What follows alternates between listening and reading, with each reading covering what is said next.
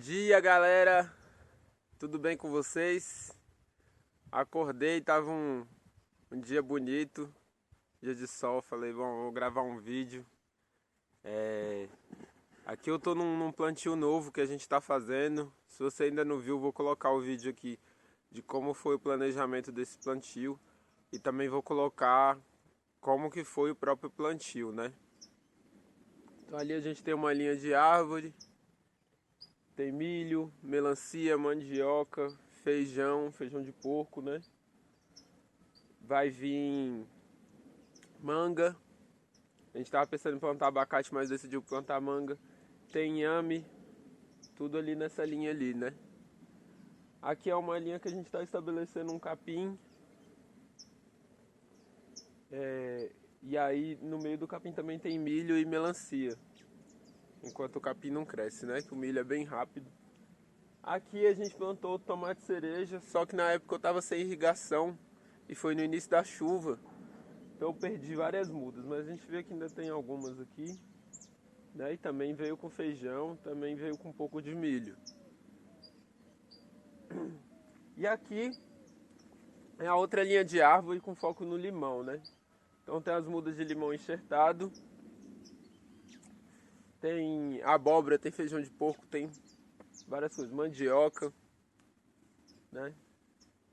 Mas hoje eu quero falar com vocês sobre um grande desafio aí da agricultura orgânica, né? Que é lidar com as formigas cortadeiras. Então, para a gente entender as formigas cortadeiras, né? Bom, as formigas cortadeiras, elas se alimentam da seguinte forma. Elas retiram as folhas das plantas, levam para o formigueiro. Lá dentro do formigueiro elas cultivam um fungo. E essas folhas servem ali de alimento para esse fungo e elas comem o fungo, né?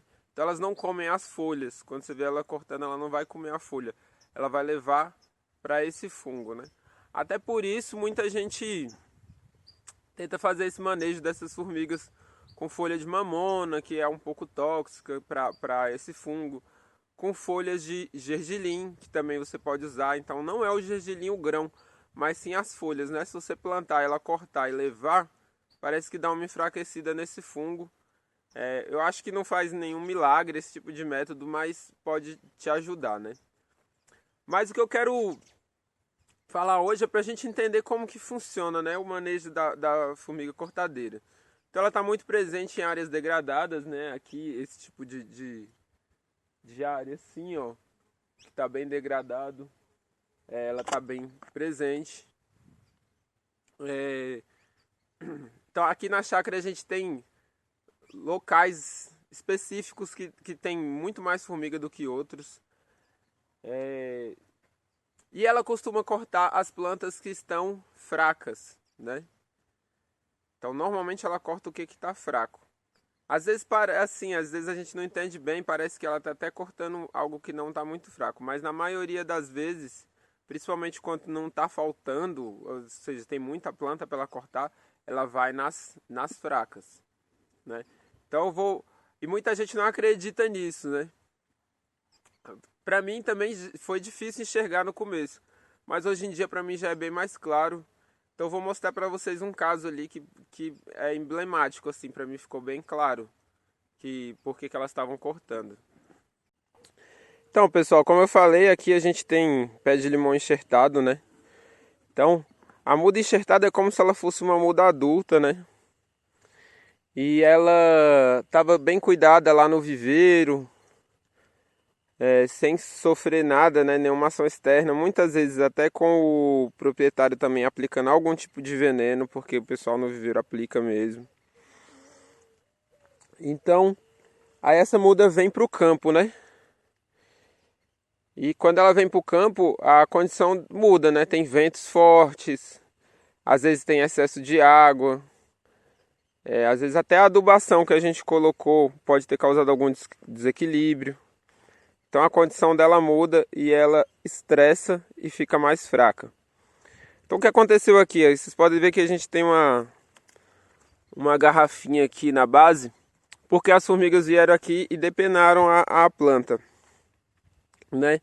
E como a gente paga caro na muda, né? A gente paga R$ 12, às vezes 15, reais numa muda dessa.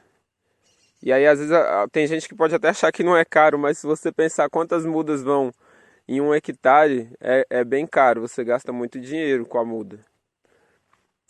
Então, a gente não deixou ela ir porque as formigas ia continuar cortando e acabar matando a muda. Então a gente prefere colocar essa garrafinha para dar um tempo da muda se fortalecer.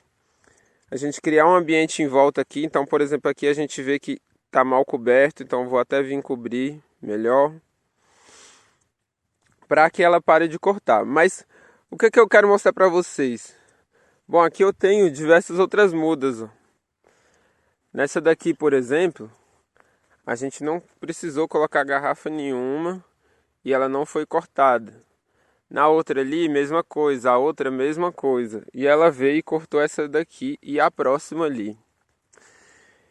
E quando essa daqui rebrotou com a garrafa sem a formiga poder cortar, olha como as folhas dela estão doentes. Ó. Certo? Tá enrolada. Isso aqui é a mosca minadora. Deixa eu melhorar o foco aqui. Aí, ó. Isso é a mosca minadora. Que é a prova, né, que a gente vê de que a planta estava fraca. Porque veio a formiga tentando manejar, a gente veio e impediu de forma artificial ali. E agora é a mosca tentando manejar. Então essa muda realmente ela tá fraca. A gente tá com ela tá com algum problema, alguma deficiência. E a gente tem que tentar trabalhar isso. Então vamos botar micro-organismos, né? A gente tem que tentar fazer alguma coisa, né? Vamos estudar na internet aí o que pode ser a deficiência que atrai a mosca. Ó. Essa outra planta está no mesmo estado, certo? Então, a formiga ela funciona assim. Ela vai na planta que está fraca, né? Se a gente tivesse plantado de semente, dificilmente isso aconteceria. Eu não vou falar que é impossível, porque eu já vi acontecer aqui também. Mas normalmente de semente a planta vem mais forte e se a gente cria um ambiente para ela adequado, aí isso realmente não acontece.